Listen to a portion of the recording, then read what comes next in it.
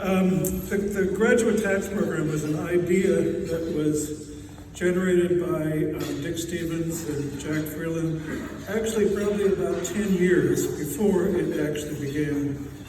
And there was a lot of bureaucratic resistance to the program within UF, not so much from the law faculty, but from the graduate school, which insisted that the program be part of the graduate school, but at the same time thought, well, tax, that's just filling out forms, isn't it? We can't give master's degrees to something like that.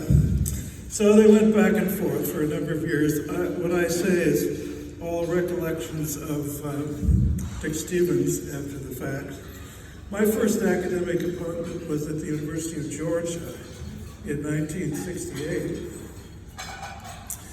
And my second year there was a visiting professor, one Richard B. Stevens.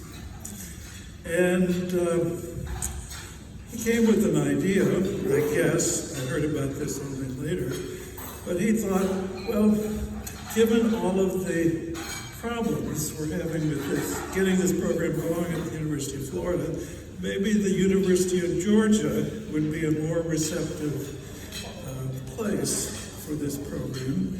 And there was indeed very considerable discussion at the University of Georgia. Jack Freeland, then teaching at the University of Florida, of course, was actually interviewed by the faculty at the University of Georgia, thinking that Georgia would make permanent offers to both Dick and Jack. For some reason that I don't really know about completely, that didn't come to happen. Actually, I think one very firm vote against the Georgia proposition was Dick Stevens' wife, Barbara Stevens, who discovered one important fact about Athens, Georgia, which is where the University of Georgia is located, and that is that playing golf in Athens, Florida, in January and February was nowhere near as much fun as playing in Gainesville, Florida, particularly when there was snow on the ground. So the Georgia thing never panned out. Jack and Dick went back to Florida, engaged in another 4 years of bureaucratic battle, and 4 years later we have the beginning of the graduate tax program.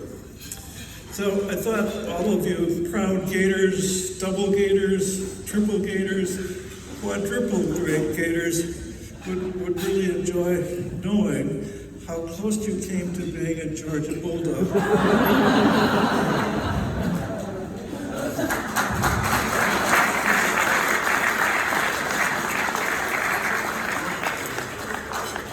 I guess my main job here is to talk about Dick Stevens. Unfortunately, I'm a substitute hitter here tonight because Steve Lynn, who was supposed to give this talk, turned out not able to come. So I'll do the best I can in Steve's name. The most important characteristic of Dick Stevens, in my opinion, well, from my perspective, is that Dick Stevens was a mentor, an ideal mentor.